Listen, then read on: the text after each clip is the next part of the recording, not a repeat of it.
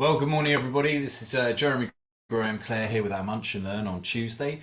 Doing it live, so as we go through, if anyone has any questions, please let us know. And this morning's topic is all around creative marketing. Now, we were supposed to have a co-host today, but unfortunately due to circumstances beyond our control, that's not possible, so you've just got me. But by all means, come through with any questions as we go through. If not, now, if you're watching this on the recording, please feel free to put in Ask the Coach in our portal, any questions you may have about any of the content here today. Okay, so marketing, and particularly creative marketing, looking at the areas of doing things a little bit differently. And just to remind ourselves, first of all, there are three key areas for marketing. When we're thinking of marketing, it's an area whereby the three key functions, categories if you will, come down into different areas. The first of which obviously we're utilizing now, is digital marketing. Digital marketing, as we know, areas such as email marketing, Google Ads, Google in general, obviously Facebook and other areas. That's one area. We're not going to be talking about that today, but if we think about the context of when we're utilizing digital marketing, it's one person reaching millions, potentially the whole world, certainly across that.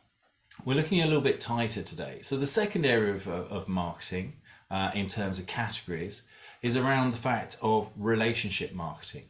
Now, relationship marketing is where we do things in person.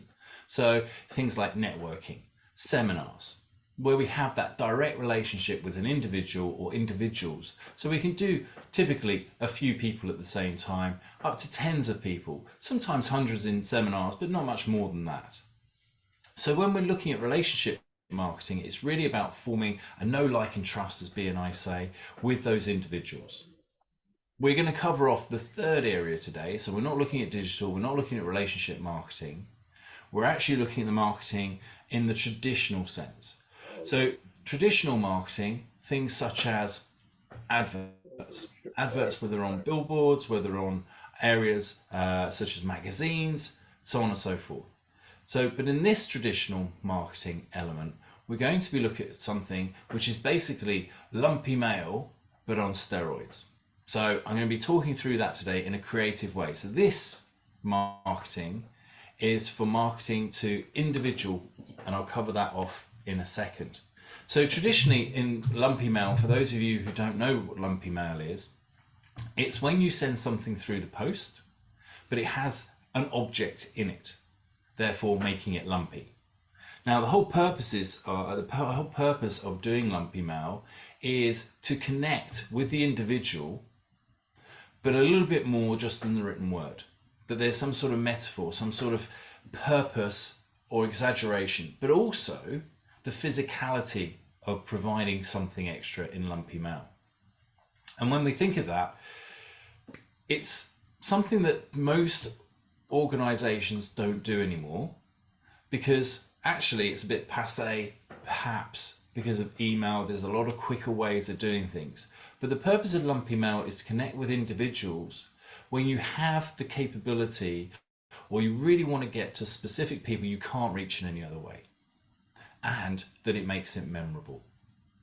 So if we think about the fact that firstly now, if you were to receive something in the post, that actually that's more unique now than receiving an email. So automatically it's going to get your attention. Especially nowadays post-COVID, people are working more in a hybrid manner. So they may not be at the office as they would have been traditionally. So given that circumstances, using some of the other methods of relationship marketing, of digital marketing, you may not always reach that person at that point in time that you're connecting with them, or that your connection may just fall down. Certainly, if we think about messages that we might send in, let's say LinkedIn, if you're receiving tens of messages, then your message very quickly will fall to the bottom of their pile. So when we're looking at lumpy mail, when we're looking at sending direct mail, that's going to have a tangibility about itself that goes beyond what we have in terms of sending something digital which is less personal. So when we're thinking about sending mail through the post, direct mail to people and individuals, what we want to consider is when we are sending that, they're going to have more than one letter. So how do we get to the top of the pile? And if you think about it, literally lumpy mail, you're not going to put something in it, a pile of letters. Just think where the lumpy mail is going to be. You think people are going to crush it at the bottom because they don't know what's in it, or they're going to be at the top? And that was the purpose for lumpy mail, not only creating something memorable, but also having it as the first thing that they see. It's very unusual to get something through the post which is physical, unless of course we're thinking of things like Amazon, which we're all used to, right? We're all used to getting those packages coming through, open them eagerly. It's the same with lumpy mail. So when we go through that, we have all sorts of things that we can put in lumpy mail, and I'll cover this off.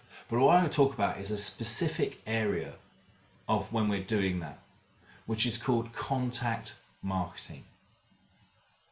So contact marketing is a very unique, separate, small niche of our traditional marketing where we're using lumpy mail on steroids. So when we're thinking about that, what do I mean by contact marketing? Well, again, when we are marketing our product or service and we don't have a specific target market, we're not particularly talking to anybody. When we think about targeted marketing and we think about the areas of, say, I don't know, someone with a lot of products who could sell to anyone, like Ford Motor Cars, right? Or Mercedes. They've got a huge range of cars, absolutely huge range of cars.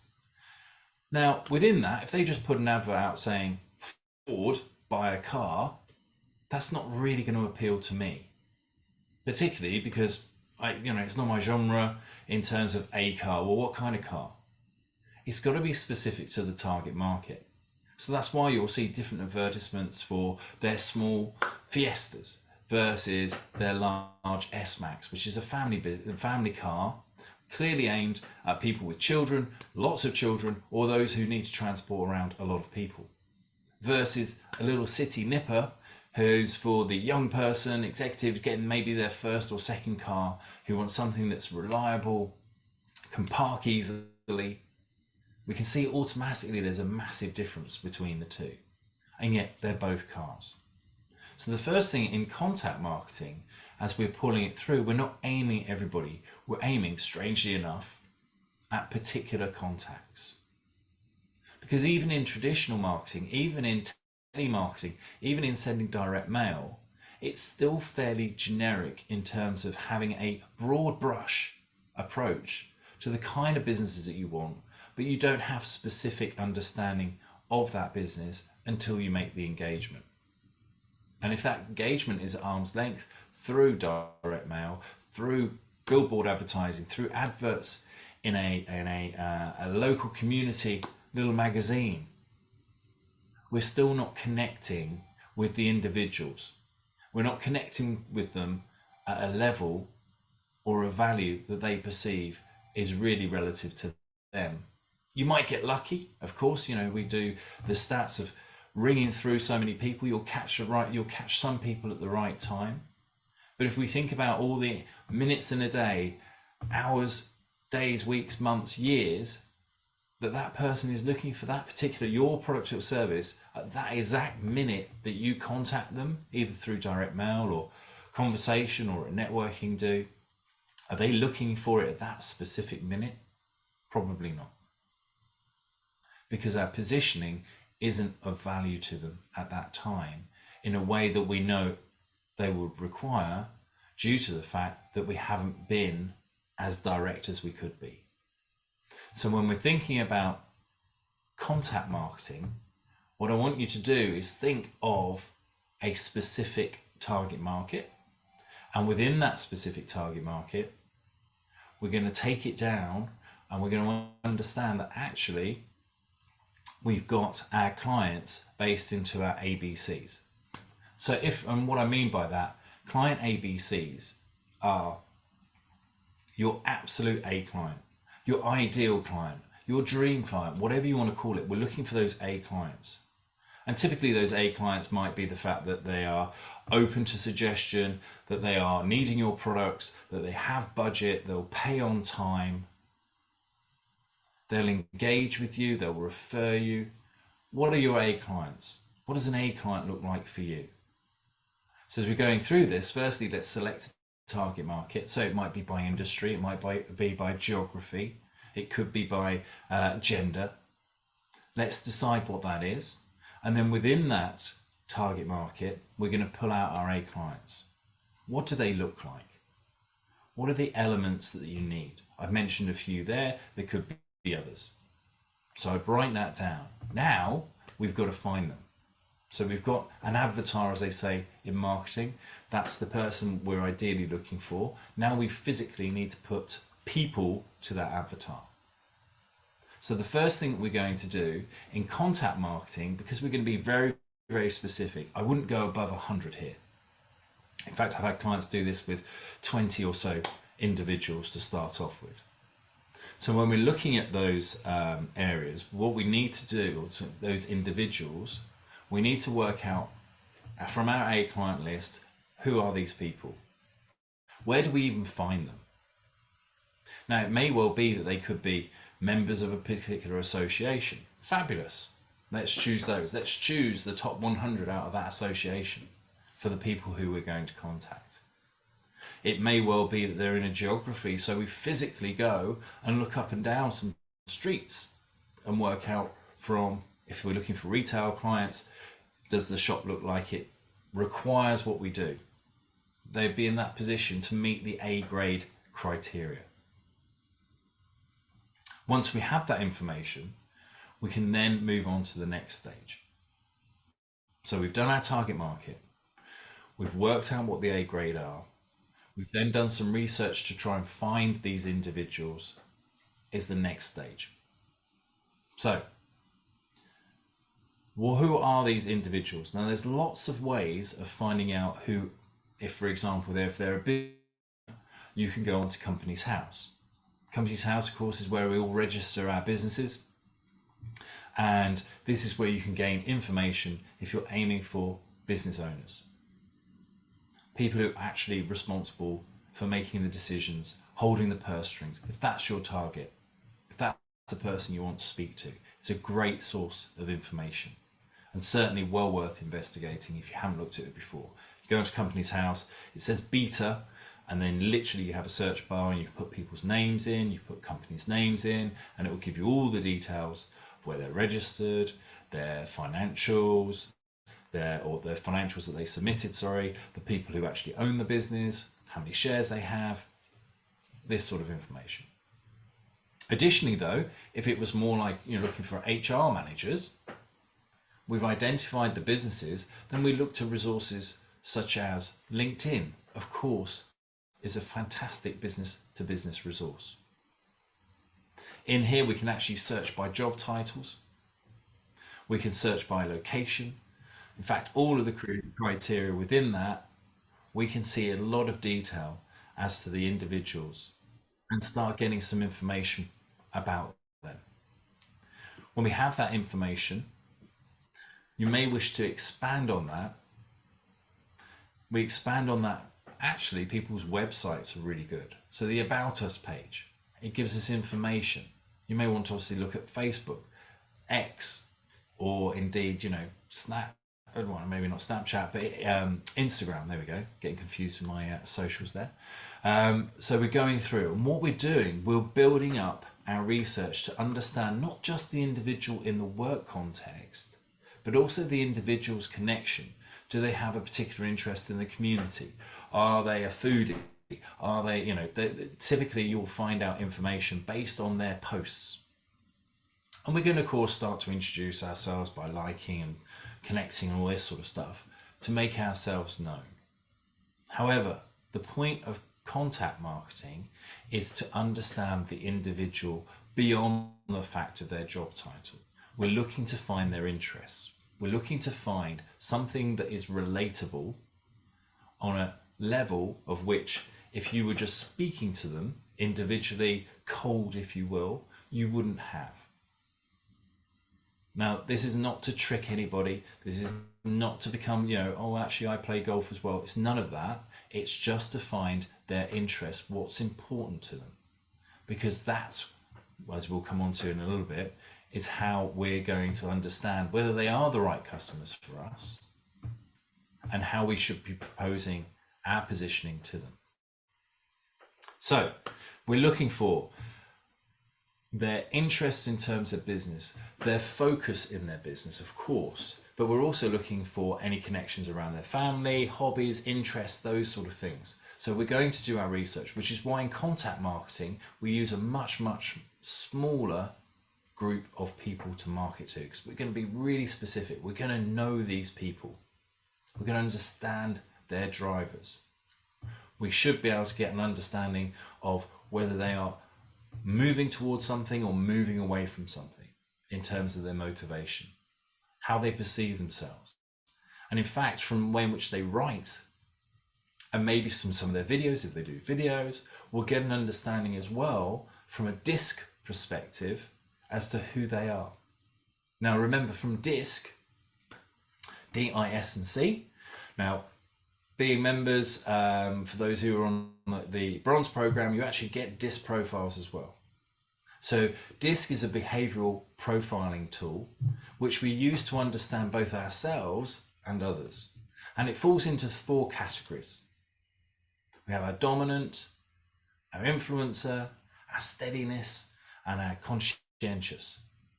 And so for some of you who may not be familiar with DISC, if you've ever done a behavioral profile where it's animals or it's colors, it's the same thing. And in here, what we find are people have a couple of different types of how they are in their behaviors. For people who are Ds and Is, they typically are quicker at making decisions and talking usually than people who are S and C. So those are the differences between those two. The other difference is whether people are people focused or task focused. Again, in this context, I's and S's are people focused, also known as yellow and greens, and the D's and the C's, known as red and blue, are more task focused. So when we're thinking about that, if we can see from their way in which they're writing, the detail, for example, an I and a D, because they're quicker at making decisions, typically don't require a lot of information. So therefore they would be more inclined to bullet point information, to be very short in their conversations, in their posts, just getting out the facts, getting out the human element. Love this. It's a great example of a high I, as we would call it, putting out a post. That's it. Love this, because it's short, it's not a huge amount of detail. Whereas a people person who is an S would actually come out with a lot more. I love this because it makes me feel so good, da, da, da, da. And you go through and you get a lot more information. So again, as we're going through the post from a contact marketing perspective, we're building up the understanding as to what type of person they are. Because remember, I myself am a high I. I am consciously right now speaking at a pace which is much slower than I usually would. Much, much slower. Because I'm aware that it's easier for everyone to understand somebody when they're slower, even if you're a high I, than somebody who's speaking too fast for those who are S's and C's. So, once we have that information, we move on to, well, what are we actually going to say? What are we actually going to do in terms of perceiving ourselves to the individual? Because we've got to say something, right? So we need to have our pitch. Now, if you think about it, we are aiming contact marketing typically at the really hard people to reach, whether they're owners of business, CEOs, or a director who just doesn't take cold calls, who has never communicated with us, doesn't accept LinkedIn connections. In fact, it's never even posted on LinkedIn, some of those people, right? So when we're thinking about those really hard to reach people, we need to think about something that's going to be really powerful to them. We want to have it very, very clear of how you add value to them, to their business, to their life. How are you going to make it better?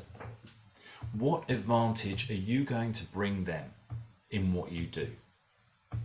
So when we go through that, we're going to think about, okay, how do I put a short statement forward that's going to get my message across? And when I say short statement, I mean 9 words. Literally something really, really short. In fact, I can't remember who said it, but there was, if you can't get your message across in 6 words, then you're overcomplicating it. Personally, I would always go 9, but hey, you know, it's up to you. So when we're doing that, we want to think about what our value proposition is. Now, because we've done the research, we'll be able to make sure it's appropriate for them. But also, we need to get credibility. Most people, when they're introducing themselves in terms of sales potential, as the seller as such, we feel like they're more superior to us, perhaps, and it comes across that in our communications. Or will you please, if you'd be so kind to. These are all subservient proposals, so we need to build your credibility, and certainly we can do this in regards to your own status. So whether you have the capability to put award winner, whether you have the fact of author or award winning this, that, or the other, or the fact of your experience coming through, we need to add this into it in the sign off as well. So in terms of sending these things through, what are we actually going to do? So there are a number of things. I mentioned before the lumpy mail element. You might be thinking, well, what the hell do you put in there? Now, what's really interesting is we want to be able to personalize these things. And I can't speak for your individuals because I haven't done the research, but I can give you some ideas of what we have done in terms of contact marketing, both myself and our clients and our members. So one idea that works really, really, really well is humor. And in humor, typically, it's a relatable humor. And one of the best things, and I've read a book which I'll talk about later on, one of the best things that I've seen works really, really well is a piece of artwork or a cartoon which is 100% relatable. The one I'm thinking of in particular is one that was sent to a salesperson, and it was basically somebody at a receptionist's desk trying to speak to the boss, and she's there with a shotgun, and he said, "It's okay, I can call back later." And whilst I probably haven't described that so it's any humour at all, it is really funny if you are literally somebody who goes in and does that. It's so relatable. And that's what we want. Because I understand actually your job is to go in and cold call businesses and talk to a receptionist who probably doesn't want to speak to you. That is humour as we go through. So artwork's a really, really good way of doing it. Now, I'm no artist. So there are places where we can get this stuff. And I would just say that there's a fantastic website. You can get cartoons which you can relate to people, and they are, I don't know, maybe £20, something like that. I can't remember off the top of my head. But at cartoonbank.com, I'd just suggest going and having a look at that. Give you some ideas. Give you some understanding as to, oh, actually, that would be really good. And if your target market are all very similar, so they're all HR managers, you might be able to find one that fits all. But the really, really important part of all of this in contact marketing, we don't just do broad brush. So we actually have the cartoon and it's got their name in it. That's contact marketing, when it's so precise to them. When it's a case of actually understanding what they like. That if they have children, for example, here's another one, rather than using humor or cartoons, the other one is half a gift. So we're looking to engage with that person, and maybe they have, I don't know, an 8-year-old or some young boys, right? I'm just using this one because we've done it before. That you send them a remote control of a remote control car, or you send them the car and no remote control. And there's something, a little bit of humor in there again, saying, well, hey, listen, when we meet, you can have the remote control. These are just ideas I want to give you about the diversity that we can have because we understand who they are, of how we can target with them. We could send them books with handwritten messages. The most extreme one is actually sending them a telephone with just one number in. Guess whose number it is? You can go really extreme with this, but it doesn't have to cost a fortune. However, if every single client, for example, was worth to you X amount of pounds, you need to work out what that budget is. Look at the value, the lifetime value of a client. If they spend £1,000 a year, but they could be with you for the next 20 years, that's a £20,000 client. So how much would you spend to get £20,000? Equally, if you've got something that's much, much bigger than that, we just want to think about the percentages. If it's something small, then something maybe like a repeat client. If you're selling something for less than £100, then I would suggest that contact marketing isn't for you. This is where we go into the thousands, tens of hundreds, millions of pounds worth of sales. Now, if you don't have a product that you can get to 100, so for example, I've got clients who sell things for £3-4 each.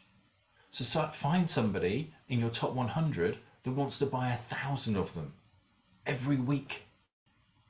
When we start to think of that, that's an A client, somebody who buys 1,000 of my things every single week. Assuming you can provide 1,000 things, but I'm sure if you got the order, you'd be able to fulfill. So we're really going for large opportunities with individuals that are really hard to reach with contact marketing. Now, when we think about that, we also need to think, as in all stages, about what the sales flow is.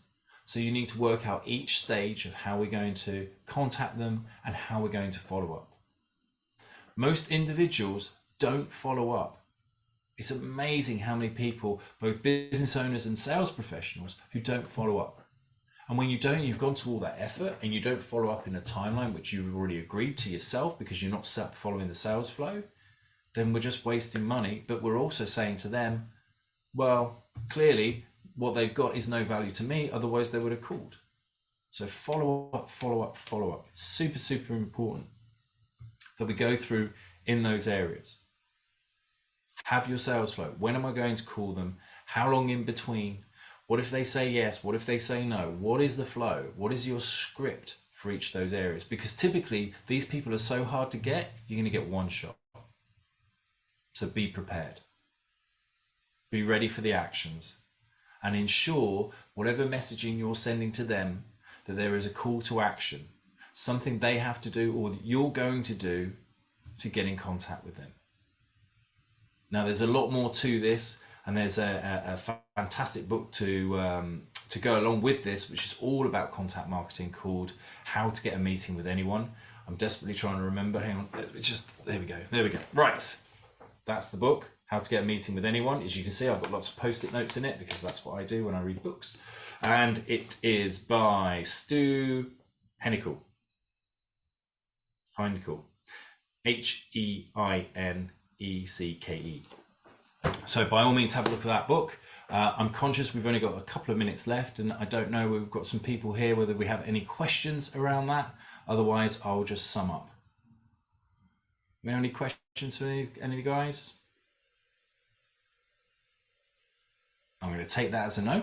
So, okay, all right. So just to recap, contact marketing is for hard to reach people you can never get hold of, because either they're the CEO of, I don't know, the biggest companies in the country, or they're just owners of a business, or people who just don't take cold calls, that they have a wall around them of many, many people. They don't do LinkedIn. You can't get through to them on the phone. There's no way of bumping them in. They never go to trade shows. Those people that could order thousands of whatever it is that you provide, service or product, they could be your biggest client ever. These are the people we want to do for contact marketing, because we're really going to put time and effort in researching them. We're really going to put time and effort in understanding who they are, so when we speak with them, we have the best opportunity to connect with them. In terms of relatability, in terms of the value that we can bring, in terms of what you can provide overall.